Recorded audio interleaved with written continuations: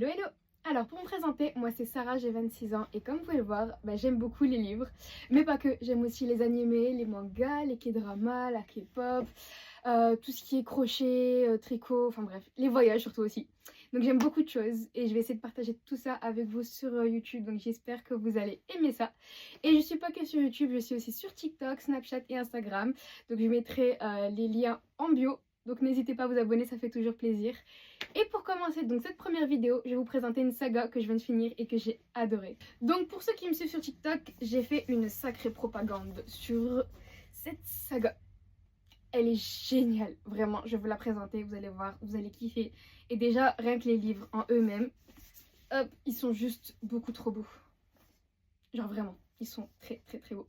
Alors déjà pour poser le contexte, on va suivre 6 frères, enfin 7 techniquement, mais il n'y a que 6 livres parce que le premier est déjà casé depuis le tout début de l'histoire. Donc lui on n'aura pas son livre à lui, mais ils sont 7 au total. Mais on va lire du coup 6 livres sur la vie du coup des 7 frères.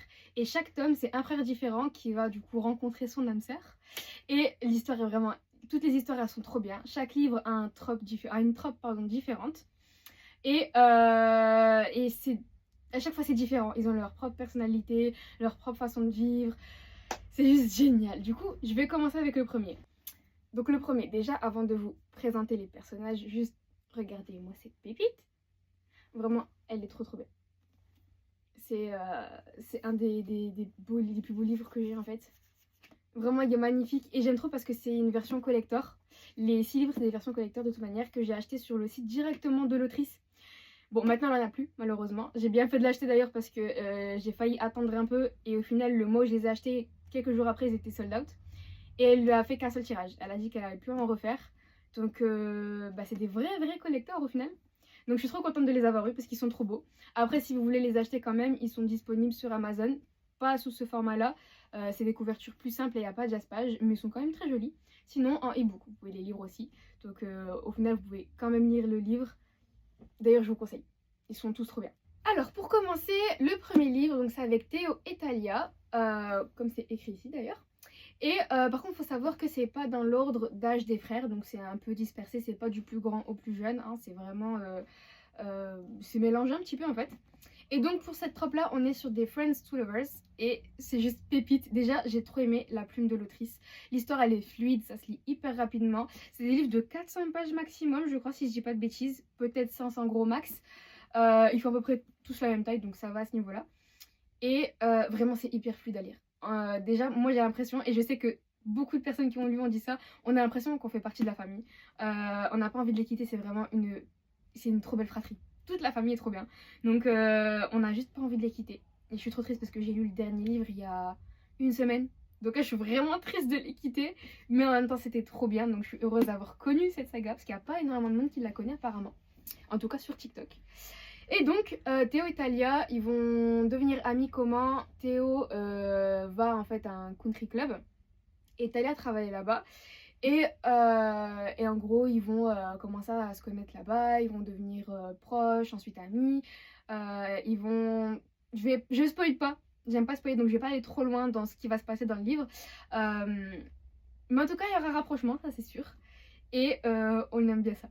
Franchement, c'est trop bien, vraiment. L'autrice, je l'adore, je l'ai connue vraiment avec ces livres-là. Pépite. Vraiment, je vais sortir ça, je vais dire ce mot tout le long de la vidéo parce que vraiment c'était génial. Alors, on passe à la deuxième histoire et comme le premier, il est tout aussi beau. Et là, on rencontre donc Logan et Cassidy pour leur petite histoire à eux. Donc déjà, la troupe, c'est la seconde chance. Et en fait, Cassidy, elle va rencontrer d'abord Théo, avec qui elle aura un coup d'un soir. Et quelques jours plus tard, elle va rencontrer Mr. Logan. Et elle va tomber amoureuse de lui, sauf que la fratrie, elle a bien des codes particuliers et surtout un rapport avec les filles. Ce qui fait que ça va un peu gâcher la relation entre Cassidy et Logan. Ça va pas être facile, du tout même. Bon, je vais pas spoiler, hein. J'arrête là. Parce que vraiment, on va pas trop en dire, sinon ça spoil beaucoup. Comme d'habitude, la plume, incroyable. Tout ce que je peux vous dire de plus, c'est que forcément seconde chance, ce qui fait que on va voir un peu comment ils vont pouvoir évoluer, comment ils vont travailler leur relation. comment ils peuvent s'en remettre, parce que vraiment il faut savoir que c'est des frères qui sont très très très soudés. Et donc il n'y a rien qui peut se mettre sur leur chemin, vraiment rien qui peut les séparer, c'est vraiment une fratrie comme on aime. Et donc cette petite histoire elle va un peu les remuer, surtout Logan qui est entre le cœur et la raison, Cassidy qui se dit bon, pour une erreur dans ma vie, je peux pas voir la personne que j'aime. Et vraiment, j'ai trop aimé le développement des personnages, de toute la famille, de la fratrie, de savoir un peu comment ils s'en sortent, de voir que même si eux, au fond, ils veulent pas d'une certaine chose, au final, quand le destin, il le dit que ça va se passer, ça va se passer. Donc, voilà. D'habitude, je lis pas beaucoup de... Franchement, les secondes chances, je suis même pas sûre d'en avoir déjà lu. Mais là, c'était génial. Donc bref, on aime beaucoup cette histoire. Alors, le tome que pratiquement tout le monde préfère sur TikTok, c'est le tome de Nico et Mia. Du coup, toujours aussi beau.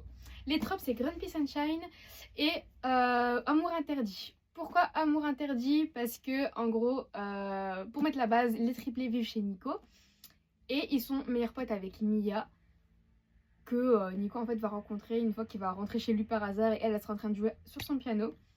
Et faut savoir qu'il est très très renfermé, Nico, et que quand il va la voir, ça va lui faire un petit truc à son petit cœur. Donc ses frères, par peur, ou je sais pas trop quelle bêtise est passée par leur cerveau, il y en a un des trois qui va se faire passer pour le mec de Mia. Et donc forcément, qui dit c'est sa copine, dit qu'elle est intouchable, d'où l'amour interdit. Et donc Nico, une fois qu'il sait que c'est sa copine, donc il va step back et en fait faire comme si de rien.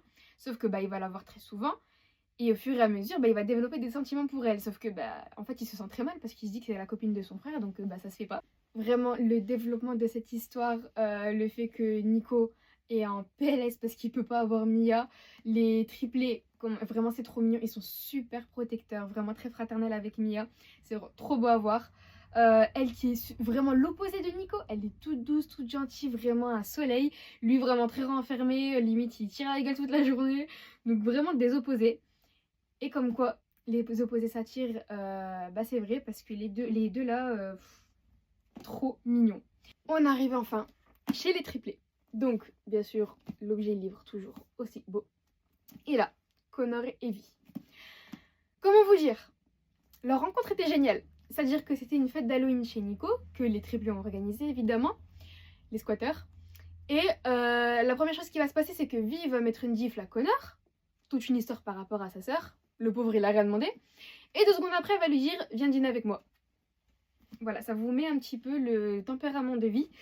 Très très explosif, mais à mourir de rire, vraiment. Je crois que c'est mon tome préféré en vrai, parce que j'ai pas arrêté de rigoler. Déjà, comme la couleur de son livre, Connor est un vrai green flag. Vraiment, le mec, il l'a pas lâché. Il a pas abandonné. Elle était hyper compliquée. Et lui, il l'a pas abandonné. Il a ramé, il a couru, il a tout fait. Donc vraiment, green flag. J'aime bien, c'est qu'on a vu aussi le développement des triplés, parce qu'à la base, on les voit, ils sont très très jeunes par rapport à leurs frères. Et pas du tout matures. Que là, ils commencent à rentrer dans la vie d'adulte. Et donc, on voit qu'ils commencent à prendre en maturité. Ils sont plus sérieux, tout ça, mais toujours aussi drôles. J'ai kiffé. Franchement, je pense que c'est mon livre préféré. Pour la trope de celui-là,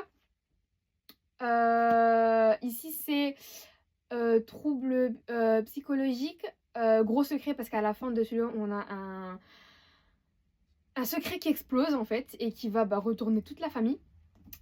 Et je pense que c'est déjà bien. Donc non, franchement, c'est un très bon tome et mon préféré. Pour ceux qui aiment les Enemies to Lovers, vous y êtes. Bon, petite présentation du livre comme d'habitude. Donc, Cody, donc un des triplés, qui ne peut pas se voir Blair. Je peux pas vraiment dire pourquoi, sinon ça vous spoil du coup le tome d'avant. Mais personne ne peut se voir Blair. Mais Cody encore plus. Et il faut savoir que lui, il va déménager, donc il part enfin de chez Nico, il déménage, son appart, il est tout content pendant le déménagement. Il rencontre sa voisine d'en face, qui n'est d'autre que Blair, sinon c'est pas drôle. Et comment vous dire qu'elle aussi est un PLS, parce que du coup, elle essaie d'être une autre personne, de se racheter de ce qu'elle a fait dans sa vie. Sauf que Cody va pas lui laisser il va pas lui laisser ni le temps, ni le choix, ni rien du tout, la pauvre. Et il a décrété qu'il l'aime pas, donc ne me parle pas. Et elle va bien ramer pour essayer de se racheter de montrer, de prouver que c'est devenu notre personne, qu'elle regrette ses actes passés. Et franchement, j'ai bien aimé parce que du coup, on voit le développement de cette personne-là, qui est Blair et qui sait qu'elle a fait des choses mauvaises. Elle se cache pas en disant oui, j'ai eu ça dans ma vie, nanana. Non, elle dit j'ai fait des conneries, j'assume, je veux changer et qu'on me pardonne. Donc ça déjà j'ai bien aimé le petit message là. J'ai bien aimé le fait que Cody il est vraiment buté et qu'il est en mode je veux même pas qu'on me parle d'elle, je veux pas la voir, je veux pas entendre son nom. Et qui petit à petit on voit le changement et le déclic qui se fait dans son cerveau alors que lui ne le voit pas. Donc ça j'ai vraiment trop aimé. Et comment ça se passe petit à petit, comment on découvre un peu le point de vue de l'un et de l'autre, ce qui s'est passé un peu avant. Franchement, c'était très sympa. J'ai grave aimé. Surtout que, en fait, ce que j'aime bien, c'est que dans chaque livre, on a une fin qui nous présente un peu le début de l'autre tome.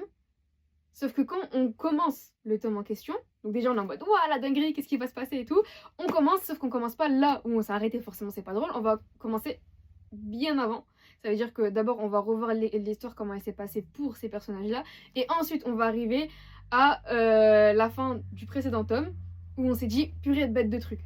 Je sais pas si c'est très français, mais je sais pas si vous avez compris ce que je voulais dire, mais en tout cas à chaque fin de tome, on a un suspense, on a un petit aperçu de ce qui va se passer dans le prochain tome et t'as juste envie de continuer à lire. Donc franchement ça c'est très intelligent de la part de l'autrice. Et celui-là je l'ai beaucoup aimé aussi. Mais comme j'ai dit, mon préféré c'est l'autre parce que vraiment c'est trop bien. Mais Cody franchement c'est pas mal son histoire. Et surtout qu'à la fin de celui-là, pareil, on a un truc de fou qui se passe. On se dit mais il me faut à la fin de l'histoire. Et forcément, qui dit fin de l'histoire dit dernier tome. Donc voilà le petit dernier. Le petit dernier de la fratrie. Colt. Donc déjà, rien que pour le livre, s'il vous plaît. Bon, j'étais trop triste de finir celui-là. Mais en même temps, j'étais super contente de lire parce qu'il était juste génial. Donc là, on a Colt et Addie. Comment vous dire, les frères, bon, vous savez, ils sont riches. Ils sont très riches. Bah, Addie, elle est encore plus riche qu'eux. Mais vraiment, que tous les frères réunis, je pense. Et l'histoire elle est géniale parce que c'est la trope fake dating. Ça c'est une de mes préférées aussi. Et c'est juste génial. Donc en gros là on a eu une bête de scène dans la fin du précédent tome. Quand on arrive dans ce tome là, on n'a pas tout de suite la scène qui te rend comme ça. Vraiment on est après en fait. Au lieu de passer à avant et après de découvrir ce qui s'est passé. En fait on passe tout de suite à l'après-scène et on se demande qu'est-ce qui se passe, qu'est-ce qui s'est passé surtout. On veut savoir l'après de la scène. Et en fait, on y revient assez rapidement, donc on sait ce qui s'est passé assez rapidement. Et du coup, les choix de Colt, on se pose des questions. On se dit, il est un peu taré celui-là. Et en même temps, on comprend. Je peux pas spoiler. Donc, je peux pas trop en dire. Ça peut paraître flou comment je parle du coup, parce que je peux pas dévoiler ce qui se passe. Ça gâche la lecture sinon. Mais bon, suite à ces événements-là, ses frères, du coup, ses frères triplés, vont lui dire écoute, on peut pas te laisser comme ça, on va te changer les idées, tu sais quoi, tu vas faire un speed dating. Le pauvre, il a rien demandé à la base, mais c'est pas grave. Il y va parce qu'il a pas trop le choix, et il va rencontrer Addie là-bas. Elle s'en tape de l'amour, elle veut juste un mec qui puisse passer une semaine avec elle sur le bateau de son père pour la semaine des fiançailles de son frère, son grand frère. Donc elle veut juste un faux petit ami qui puisse jouer pour que sa mère la laisse tranquille. Parce qu'elle a un ex hyper gonflant et hyper collant qui fait que la demander en mariage. Elle en veut pas. Sauf que sa mère, elle le veut. Question de, il est riche, c'est une personne de bonne famille, etc. etc. Sauf que Addie, elle s'en cale royal. Et du coup, elle cherche un comédien en fait. Elle va au speed dating, elle essaie de trouver quelqu'un. Parce qu'en plus, elle l'a décrit à sa mère, donc forcément maintenant, elle est obligée de prendre quelqu'un de brun, grand, etc. Et au début, elle le calcule même pas. Il faut savoir que Colt, elle est en mode il est trop beau pour être vrai, il y a forcément une douille quelque part. Bon, vous vous en doutez, ils finissent par passer la semaine ensemble. Ils vont donc ensemble sur le bateau du père pour la semaine de fiançailles. Et franchement, c'est juste hilarant. Déjà, eux, c'est très drôle et très mignon. Mais la semaine là, en fait, c'est juste lunaire le truc. La semaine, elle se passe. On se pose des questions déjà sur la mentalité de beaucoup de personnes sur ce bateau. Et on se dit surtout pourquoi faire. Mais ça, c'est encore autre chose, c'est un autre débat. Mais du coup, ils vont passer la semaine ensemble. Ce qui est très drôle, c'est que tous les frères savent qu'ils vont tomber l'un pour l'autre, sauf les deux personnages principaux, forcément. Sinon, c'est pas drôle. Pareil, l'écriture hyper fluide, l'histoire hyper fluide. On kiffe lire l'histoire, on est à fond dedans. Surtout que, en fait, c'est le petit dernier, là, le livre. Donc, on est super content de le lire, et surtout très triste de finir cette saga, parce que franchement, moi, ça a été une saga coup de cœur. Parce qu'à la base, j'avais commencé sur Liseuse, et au final, j'ai dit non, je l'aime trop, je la veux dans ma bibliothèque. Pigeonne que je suis, je les ai tous achetés, alors que j'avais déjà lu 4 tomes, il m'en restait que 2 en fait. Mais c'est pas grave, je regrette absolument pas. Ils sont trop beaux, surtout que j'ai eu de la chance, comme je vous ai dit, j'ai commandé et genre 2 semaines après, rupture de stock. J'ai fait attendre le mois prochain en plus pour acheter, donc heureusement je l'ai pas fait. Donc voilà, pour la petite saga, vraiment moi c'est une saga coup de cœur. Côté romance en tout cas, c'est vraiment trop bien. Je vous la conseille, vraiment allez voir sur TikTok. J'ai pas vu une seule review, enfin personnellement j'ai pas vu une review qui est négative. Vraiment tout le monde aime, chacun trouve son compte, parce que comme j'ai dit, un livre, une trope. Vous avez forcément aimé un livre dans les 6, c'est pas possible autrement. Donc franchement, foncez. Allez lire. Vous avez les livres en physique sur Amazon, sinon e-book, donc sur votre téléphone, tablette ou liseuse. Et voilà. Donc écoutez, pour cette première vidéo, j'espère que vous avez aimé un peu ma petite présentation de la saga AS. Et j'espère revenir très vite avec une nouvelle vidéo, et en espérant que vous allez aimer tout ça. Voilà.